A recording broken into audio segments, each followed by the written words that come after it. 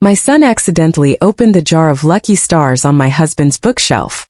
I picked up one star to fold it back, but on the back I found a line of delicate handwriting. The kiss on that midsummer night at 18, witnessed only by the moonlight and insects, can never see the light of day again. July 23, 2011. 2011 was the second year my husband and I were together.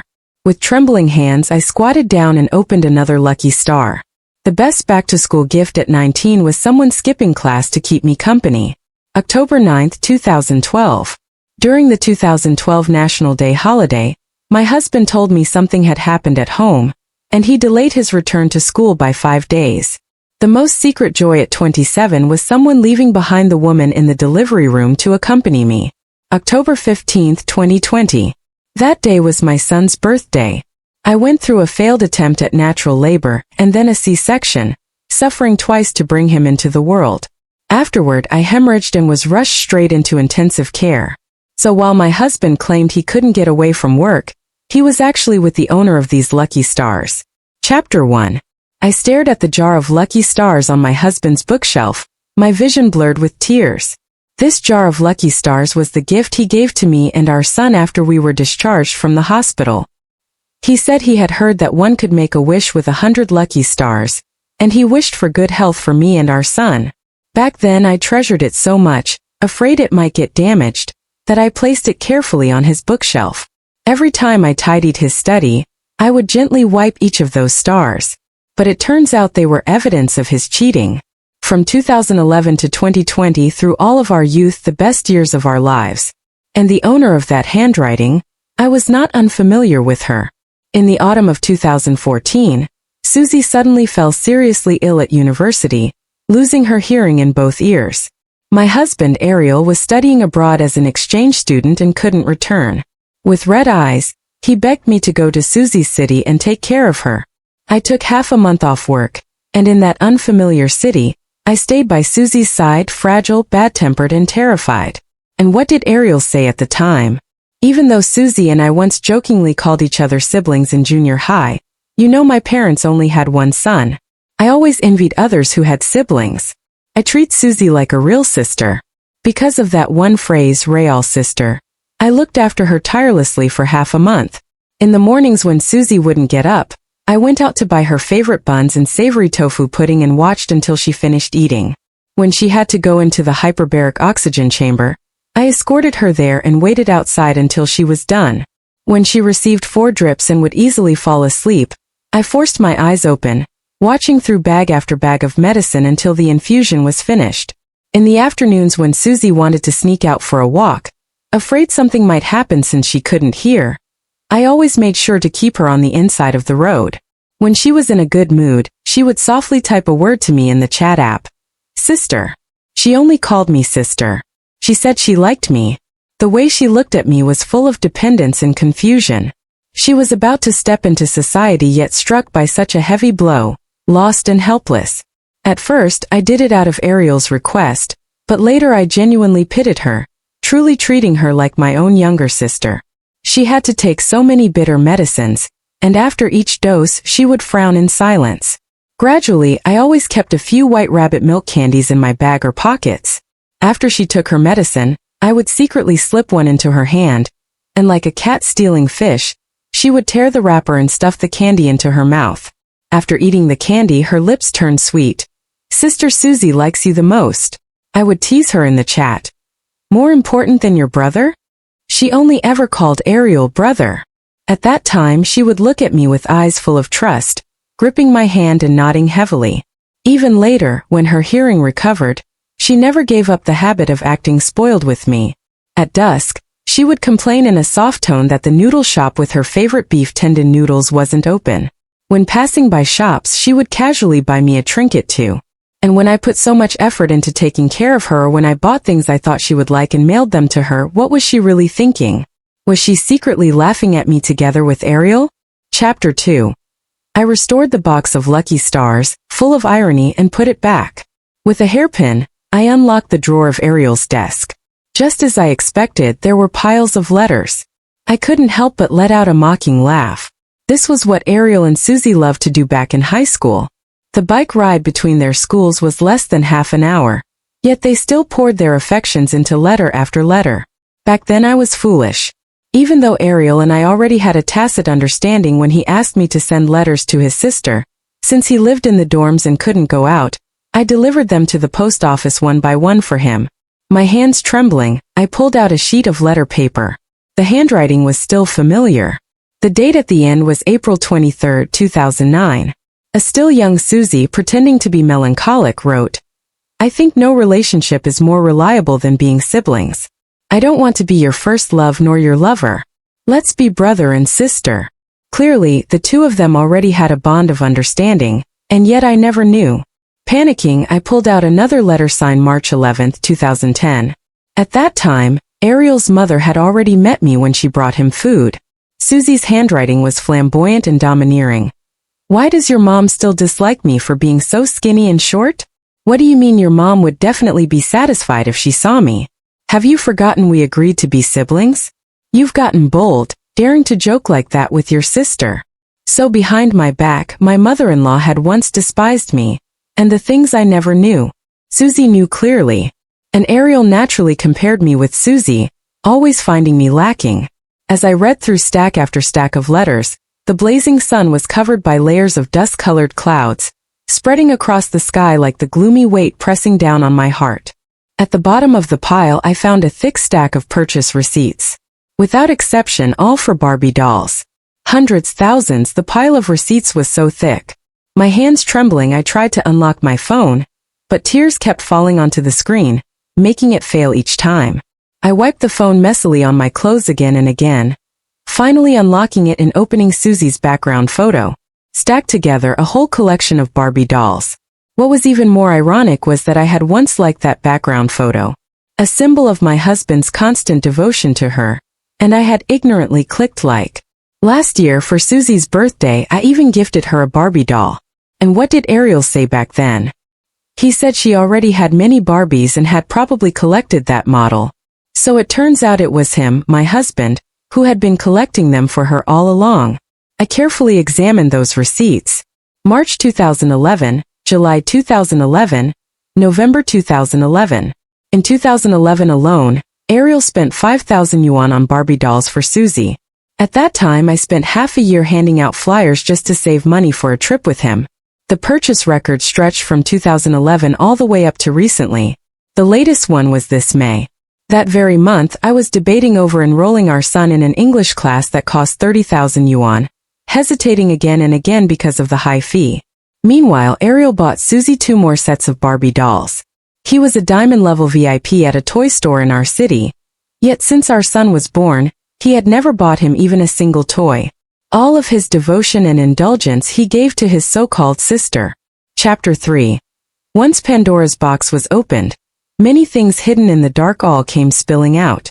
Even in 2014, when I was taking care of Susie and was closest to her, Ariel came back from abroad and went straight to Susie's city, where he stayed with her for 5 days. I looked at the photo album Ariel had placed at the very bottom of the drawer. The background was Happy Valley, and Ariel and Susie were smiling sweetly. The date noted on the back was my birthday. That day, Susie had called me, acting spoiled, saying she wanted the first bite of my cake. I ordered a local cake through delivery and had it sent to her dorm. At the time, I had wondered why that girl hadn't playfully thanked me. Now I know, because Susie was at Happy Valley with Ariel, and she never received my cake at all. And Ariel, even more ridiculous, had sent me a guilty message saying he couldn't come back to be with me, but he would make it up to me with another birthday in the future. When in reality they were in the same city, holding hands, cheeks pressed together, enjoying the amusement park. Even going so far as to make up excuses together to deceive me. Well. So this is my husband in whom I placed all my trust, and the so-called sister I cherished the most. I photographed everything as evidence, restored it all back to its original place, then took my son to my mother's house. After that, I sat on the couch and went through both Susie's and Ariel's online spaces. In this age where everyone uses moments, those two stubbornly clung to using their spaces. I had even once joked at a dinner party that they were both such old-fashioned siblings. But as it turns out, those spaces were their stage for flaunting love. An occasional hair tie shown, An occasional photo of the same cake. Because I hadn't used space in years, I remained completely ignorant of it all. Now the only thing I wonder is this. Since they understood each other so well, since they loved each other so much, why drag me into it at all? I, Rita, am not the kind of woman who clings and refuses to let go. And at the beginning, it was Ariel who pursued me earnestly. From chasing me to confirming our relationship, to proposing to marrying me. Every step he took with sincerity and devotion. Now looking back, it feels like swallowing a fly. Unable to spit it out, unable to digest it. How dare they toy with me like this? When Ariel came home that night, just like always, his left hand held my favorite grilled cupcakes and his right hand held my favorite lavender. Was the baby misbehaving at home today? He sent me a video saying you looked stern as you dropped him off at his grandma's. As with every day after work, he cared about my mood and tried to create surprises for me. But now I knew things could never be the same again. Perhaps it had all been a scam from the beginning. The cake I had been most proud of was crawling with maggots. Beautiful and perfect on the outside, already rotten within. Chapter 4. Seeing me staring blankly at him, Ariel carefully set down the things in his hands, went to the bathroom to wash, then cautiously wrapped his arms around me from behind. Baby, are you upset? With my back still to him, I tried to keep my voice as usual. Why hasn't your sister come over to play lately? I almost miss her. You know how she is, always acting on a whim. Just the other day, she said she wanted to ride horses on the prairie. By now, she's probably already in Xinjiang. I spoke as if casually. Speaking of which, the bond between you siblings is really the same as ever, as strong as it was 10 years ago. Ariel's arms stiffened around me. Susie's closer to you than to me now. She's always been afraid of being alone since childhood. Did you know her very early on? Ariel hesitated a little before answering. Not that early. We were classmates in junior high. We got close in 9th grade. I turned around, not missing a single flicker of expression on his face. How strange. 9th grade is the age when feelings first awaken. And you two, instead of secretly liking each other as boy and girl, jumped straight to becoming siblings forever.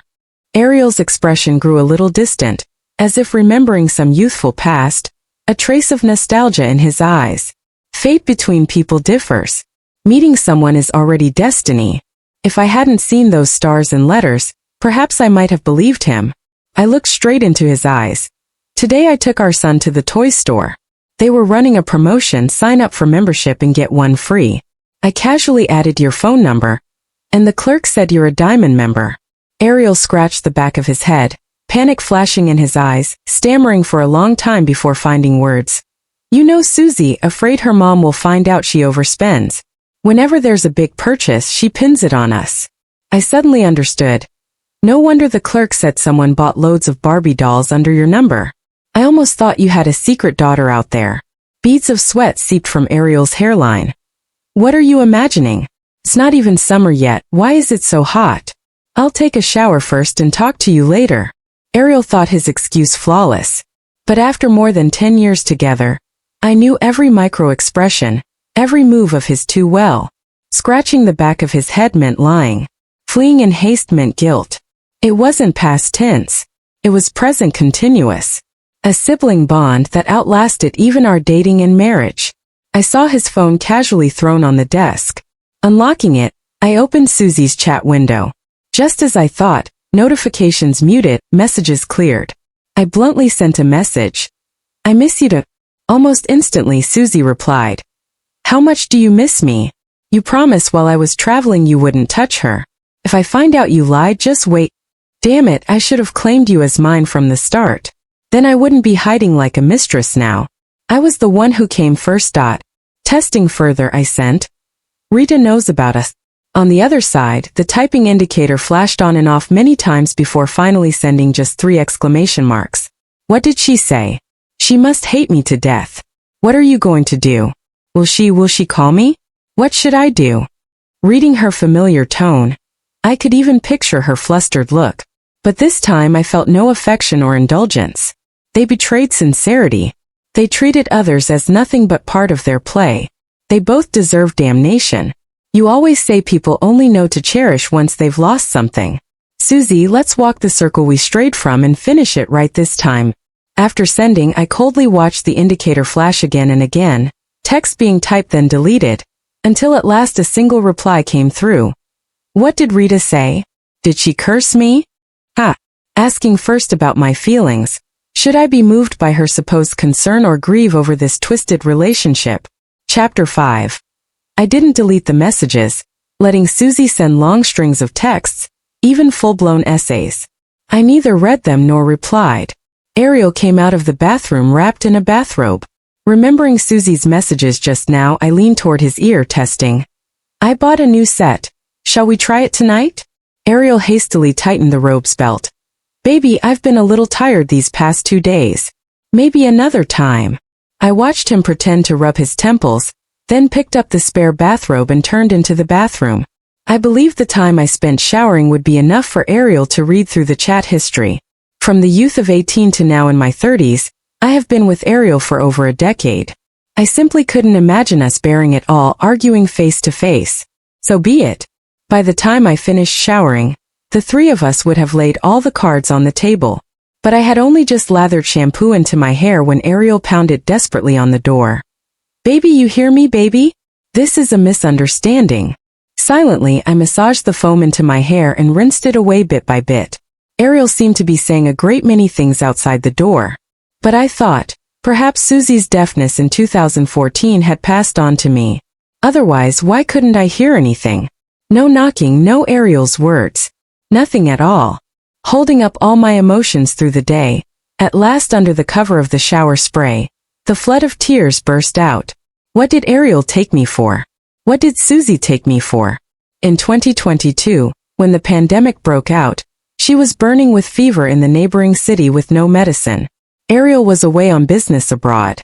I left my child crying bitterly at my mother's house and drove through the night to bring her medicine. Her tearful eyes seen through the screen of a video call, while she stood behind a door, are still vivid in my mind. In that moment, was she crying over my kindness toward her? Or was it guilt for betraying me? And damn Ariel, knowing I was driving through the night to deliver the medicine, called me over and over. Was he worried about me? Or worried whether Susie's fever medicine had arrived on time? Who could really say?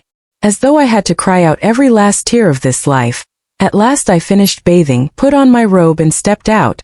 Ariel was crouched at the bathroom door, lifting his head slightly to look at me, his eyes bloodshot and filled with unease.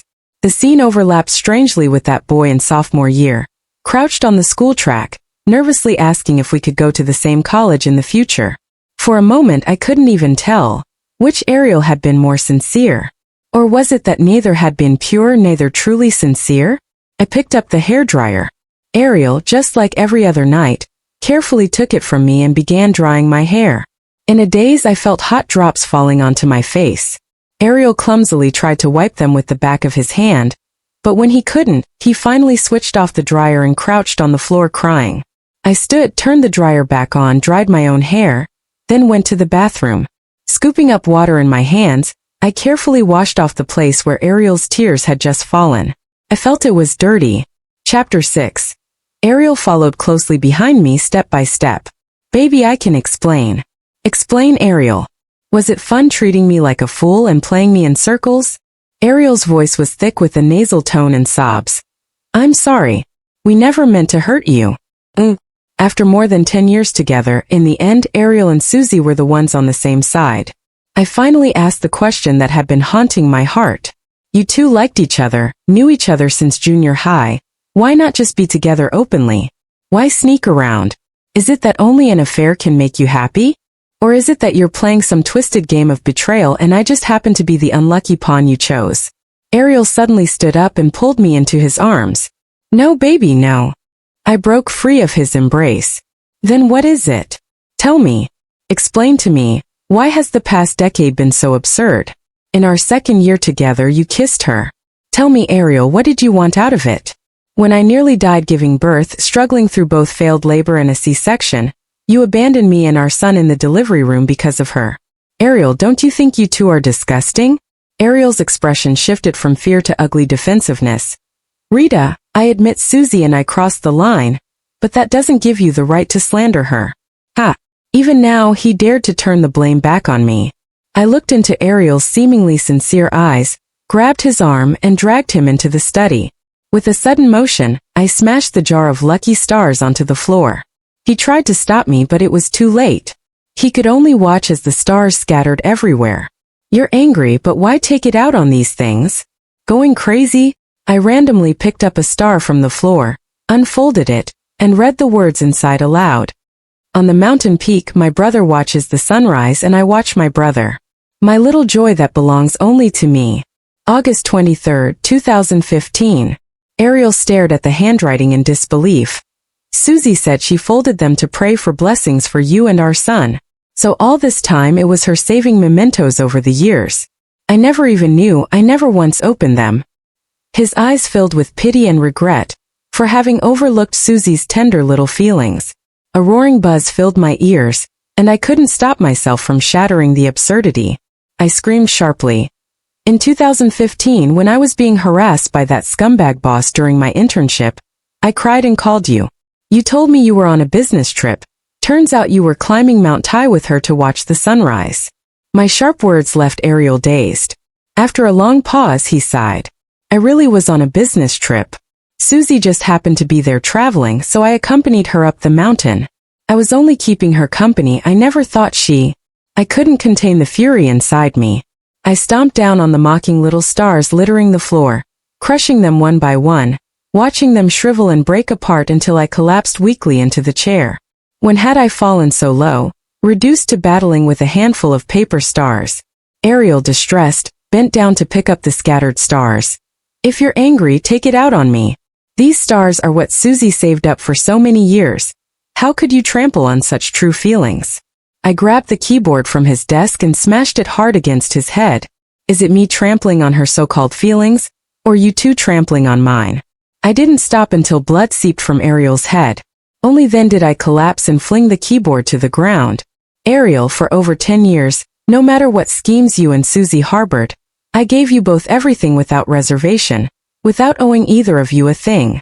If you have even a shred of conscience left, leave with nothing and let's end this with dignity. Ariel covered his bleeding head, closed his eyes briefly, then said, You gave more than 10 years, but do you think we gave nothing? Because of you, do you know how much grievance Susie has endured? You don't know anything. You have the name, you have the son, but Susie has nothing. With that, he gave me one last deep look, then turned and slammed the door behind him. I stared at his departing figure, dazed for a long time. From the moment I discovered the truth until now, I had been shocked, evasive, ashamed and furious, unable to control my emotions. Only when I saw him leave so decisively did my feelings finally hit solid ground. I began to doubt every moment I had spent with Ariel and Susie together. I no longer knew when they faced me, were they themselves or was it a rehearsed mask? And was I nothing more than a piece in their little love game? I wasn't just disappointed in them. I was hopelessly disappointed in myself. Maybe I was never worthy of anyone's true sincerity.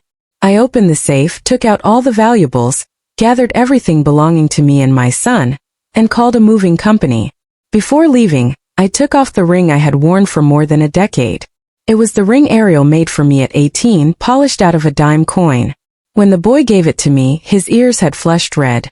This ring may not be worth money, but it carries all my love. I wore it for over 10 years, never taking it off, not even after marriage. Now looking back at that so-called all, perhaps Ariel's grading scale went up to 100. An incomplete love. I don't want it anymore. Chapter 7. Susie sent me countless messages. I didn't open them, I just blocked her. Not giving up, she came straight to my office. At the cafe downstairs, she clasped her left hand tightly around her right wrist, her legs under the table trembling uncontrollably. That was her old habit whenever she was nervous. Seeing me watching her with scrutiny, she picked up the coffee in front of her, but her shaking hand tipped it, spilling it onto her white dress. She didn't even look at the stain. Sister Rita, I never wanted to steal brother Ariel away from you. I nodded, watching her spin her story. She covered her face, letting tears leak out from between her fingers. Do you understand the saying? After you've seen the vast sea, no water can compare? I thought my bond with Ariel. Saying, after you've seen the vast sea, no water can compare?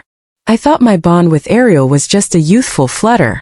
But after all these years, no one else has ever entered my heart. The more I watched, the more disgusted I felt. I picked up the coffee in front of me and threw the whole cup over her. Haven't you acted out this play long enough? Susie clumsily wiped coffee from her face. Sister Rita, after all these years of feelings between us, must it really come to this? All those sisters, all that talk of feelings. Yet in everything she had done to me, when had there ever been a shred of sincerity? Your filthy feelings, why don't you save them for your so-called lover, brother? Susie's eyes turned bright red with suppressed tears, looking at me as though I had wronged her. I picked up the coffee in front of her and threw that at her too. Put away your pitiful act. I'm not buying it. 2 cups of coffee later, some of her pretentious coquette disguise was finally washed away. Rita, to tell you the truth, if I hadn't let Ariel go back then, you would never have existed in this picture. You were the sister who gave me white rabbit milk candies when I was choking down bitter medicine.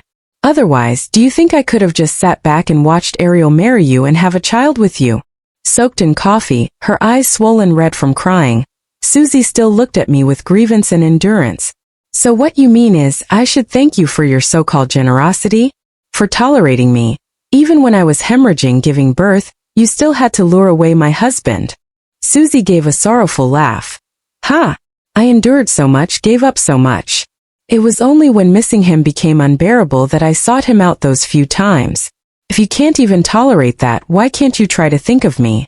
Do you know what it feels like to watch the man you love walk hand in hand with someone else? I didn't know.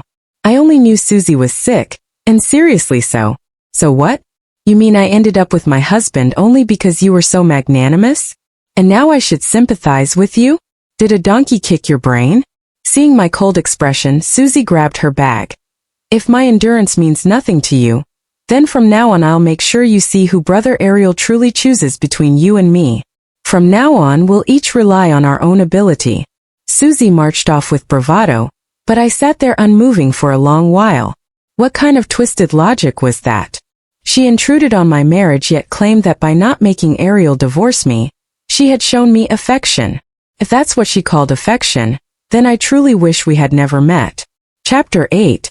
After that declaration of war, Susie began flaunting her love online in high profile. The evidence I had gathered of Ariel's cheating, she treated it as proof of their so-called enduring love, posting it all over short video platforms. Susie even pinned a video at the top. A transition between 2 images. The first, a yellowed piece of letter paper. In the future, I'll buy Susie many Barbie dolls so she'll never envy anyone else. The second, a pile of Barbie dolls stacked together. Her caption read, "A promise from youth still valid today." That video got over 1 million likes, with countless comments below calling it a fairy tale romance. Cute girls tagged their boyfriends. Baby, you'll treat me like this one day too, right? For a while, influencer accounts jumped on the bandwagon, shouting that they believed in love again. Susie slyly updated another post. I'm confident. No matter when, my brother's first choice will always be me. I took screenshots of everything as evidence, consulting a lawyer about which ones might help me fight for custody of my son and in property division. While Susie's online popularity was climbing, I contacted Ariel to meet me at the Civil Affairs Bureau to file for divorce. You leave with nothing. The house, the car, the savings, the son, they're all mine. Ariel looked at me in disbelief. Rita, how did you become this calculating, this materialistic? This is the difference between you and Susie. Susie still only cares about Barbie dolls even now. And you? All you talk about is the school district, the house for our son, how to support our parents' retirement, even bringing up career planning with me. Clenching my fists, I stared at his incessant rambling, unable to believe that the man I had entangled myself with for over 10 years had turned into something this pathetic. But now, nothing mattered more than making sure he left with nothing. With my son and the money in hand, I would have plenty of ways to deal with him and Susie. Ariel, I'll give you just one day to think. If you don't agree, I swear I'll make sure you and Susie are utterly ruined. Ariel said Susie only cared about the Barbie dolls from their youth. Ha! For the sake of a few pathetic dolls, she had been willing to play mistress for all these years, and even proudly flaunt it online for validation. How starved for love must Susie be to try and steal affection and friendship from her rival? And how insecure must she be to rush to prove such a sickening love? For me, these empty illusions meant nothing. Only cold hard money could give me peace of mind. And this was what Ariel owed me. Chapter 9. Ariel agreed to the divorce. When we walked out of the Civil Affairs Bureau, Susie sat in the passenger seat, rolling down the window. Rita, from now on we owe you nothing. Clutching the divorce certificate, I said nothing. Whether they owed me or not, that wasn't for them to decide. That night, I released the evidence I had long prepared online. From discovering my husband's affair to gathering proof of Susie flaunting her love online during the marriage, I exposed it all. I even paid a hefty fee to have it boosted on the platform. I never once mentioned Susie's name, but sharp-eyed netizens noticed that the evidence of betrayal overlapped perfectly with Susie's previously posted romantic videos. Someone commented under my video, "Sis, that so-called fairy tale love, was it actually your husband and his mistress?" I replied honestly, "Ex-husband." That one stone stirred up 1,000 waves. Netizens couldn't believe it, gossiping furiously. "Girl, is this even human language? The true love I shipped was an affair. Sis, you're too slow. Over 10 years. 10 damn years. Say no more. My heart aches for you.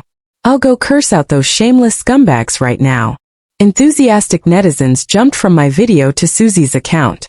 The same handwriting. The overlapping storylines. And my single word, ex-husband. Those who had once been moved by their fairy tale romance now felt like they had bitten into a worm-ridden apple. Utterly revolted. Filthy homewrecker. You flaunted your love before the divorce papers were even signed. Couldn't wait to hand over the evidence yourself. Trash man, trash woman, you destroyed a good woman's life. A mistress doesn't deserve to talk about love. Clickbait marketing accounts quickly joined in demanding. So was it true love, or a decade-long sordid affair? A mistress enduring for over 10 years to climb into the wife's place. Terrifying to think about. Ariel furiously demanded that I delete everything online. He said if our mutual friends or their bosses saw it, his future would be ruined. He even begged me, for the sake of our son, to give him some dignity. I sneered, combining Ariel's endless Barbie doll orders with my own penny-pinching sacrifices, and made another video 5 minutes long. His diamond membership card at the toy store. The fact that since our son's birth he had never bought him a single toy. I put it all out in public. I couldn't just walk away clean. Not after pouring my heart out for over a decade. A decade of betrayal, lies, and being trampled on. Wounds that couldn't heal, not unless they hurt more than I did. Not unless they paid the price. Otherwise, I would never breathe free again. Seeing my stance unshakable, Susie went live. On camera, she covered her face, tears dripping from her fingers. After a long silence, she sobbed and began her story. I met Ariel in junior high. We promised to be together after the college entrance exams. But Rita pursued him fiercely in high school. Her parents had divorced. She was mildly depressed, and Ariel had to comfort her, saying if they got into the same college, they'd be together. I failed my exams, but Ariel and Rita got into the same university. While I repeated a year, I was angry about them being together, so I dated another boy out of spite. I never thought it would give Rita the chance to take my place. But netizens in the livestream weren't having it. Just answer, was Ariel with Rita first? And were you the one who came between them? What a pure story. Ariel's trash too. A girl who dates someone out of spite will one day spite you with cheating. No matter how you spin it, Ariel and Rita were together first. You're the mistress. Someone claiming to know the past shot back in the chat. Sis, what nonsense are you spouting? Ariel and Rita's romance was famous back then.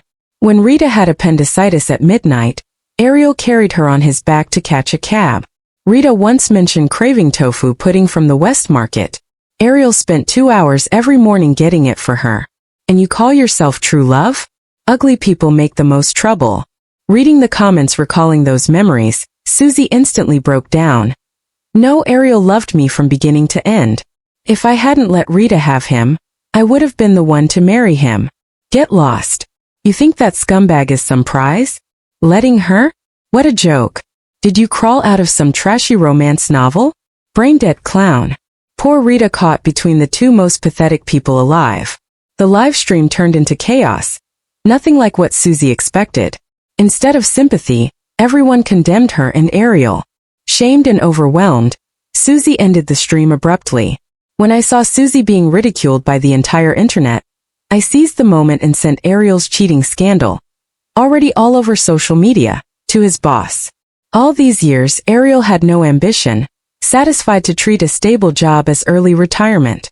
When I nearly died giving birth, he was still sneaking around with Susie, and he thought he deserved a peaceful life. Within 2 days, Ariel was reassigned to a poverty-stricken rural area. I searched the location on the map, 34 hours away by car. I couldn't help but laugh out loud. I wondered whether Susie, with all her unbreakable love, would follow him there. But that was no longer my concern. I poured myself fully into work and raising my son, eventually being promoted to the second in command of my company. The house and car I had bought with Ariel, I sold them all. With the money, I bought a spacious flat for me and my son. I no longer had to worry about Ariel's parents' medical checkups, nor pity his weak stomach, nor fuss over making him soup every day. I began taking my son out into nature, joining all sorts of fun parent-child activities. In my spare time, I watched dramas and enjoyed good food. Life became comfortable, sweet, and full. Occasionally, mutual friends would update me about Ariel and Susie. After Ariel's job transfer, Susie quit her own job to follow him to the countryside. But the conditions were harsh, and Susie was as spoiled and fussy as ever. The work was grueling. Without me to cook, clean, or do laundry, Ariel had to handle everything himself and was constantly exhausted. Faced with Susie's endless whining, he grew impatient, even blaming her for flaunting their relationship online and giving me all the leverage. Susie hadn't expected that without me in the way, Ariel would actually be even more impatient with her. The two often quarreled violently. At their worst, they even came to blows. I didn't care much about their lives. Hearing now and then that they were miserable was enough for me to feel at ease. I thought I would never cross paths with them again. Until one day when I went to pick up my son from kindergarten. The new teacher's face flushed as she said, "Quinn rushed over calling Daddy. I thought you had asked Quinn's father to pick him up." My mind went blank. I grabbed my phone ready to call the police. Then from behind me came my son's loud voice. "Mom!" My heart finally settled. Dad took me to eat pizza, and he bought me fried chicken and burgers. I even drank my favorite cola. "Mom, I'm so happy." My son threw himself into my arms, bubbling with joy. I held him close and firmly instructed the teachers, "If anyone else comes to pick Quinn up, please call me first for confirmation." Ariel leaned down, whispering into Quinn's little hand, "So the other person Mommy talks about, that's Daddy, huh?" I couldn't even bother to look at Ariel's fake cutesy face. After confirming the teachers understood my instructions, I took my son and walked out of the kindergarten. Ariel followed step by step behind me. I walked straight to the parking lot, strapped my son into his safety seat, and let my mother, waiting in the car to help me pick him up, drive off with him. Then I turned to Ariel. "What exactly do you want? Custody belongs to me. You have no right to take our son without my permission." Ariel grabbed my arm. "Rita, I was wrong. Let's live well together as a family of 3. I'll never hurt you again.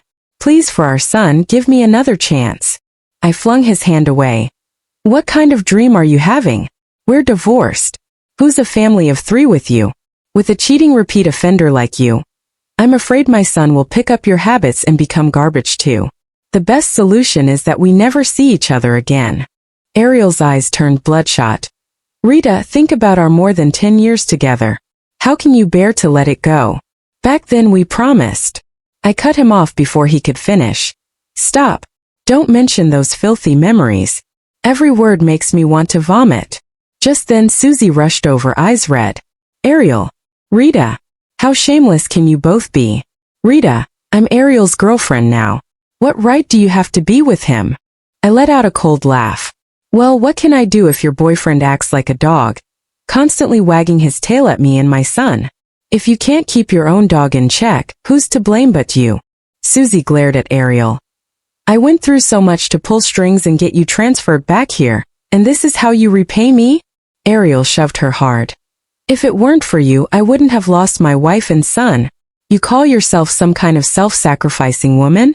You've wasted years doing nothing but dragging me down." Unwilling to back down, Susie snatched up her handbag and swung it at Ariel. I couldn't help but clap my hands. So this was the great love story. Netizens hadn't forgotten them either. When I uploaded the video of their scuffle, the comments poured in. This is like watching a revenge novel come true, seeing the scumbag man and shameless woman beat each other up. Honestly, if the sister had never gotten with that scumbag in the first place, these two beasts might not have dragged it out so long. So much for unforgettable old love. It's just selfish possessiveness. When they're really together, two selfish people can't live in peace either. Ariel and Susie didn't see the online storm, but I watched eagerly as if their fight were my entertainment. Ariel wrested the handbag from Susie and hurled it into the moat. Susie's eyes went scarlet. I wasted years of my life on you. I lost my career, my reputation. And now you want to just walk away and start fresh? Dream on. She grabbed a brick from the ground and smashed it against Ariel's head. The blow was so hard Ariel collapsed instantly, clutching his head and cursing. You're insane, Susie. You're nothing but a lunatic. If you're starving for love, go find your mother. Stop clinging to me like a parasite. Something in his words seemed to snap inside Susie. Frozen for a second with the brick in her hand, she suddenly brought it down again and again on Ariel's skull. Her posture was exactly the same as mine back when I smashed him with the keyboard. The only difference was that bricks were far deadlier than keyboards. Watching Susie spiral into madness, I calmly dialed the police. Ariel was rushed to the hospital, but he didn't survive. Susie was arrested on the spot. As a witness, I cooperated with the investigation. In the end, Susie was sentenced to death for intentional homicide. Before being led away in shackles, Susie looked at me in defeat. Are you satisfied now? Satisfied? I was more than satisfied. Those who betray true love deserve to die.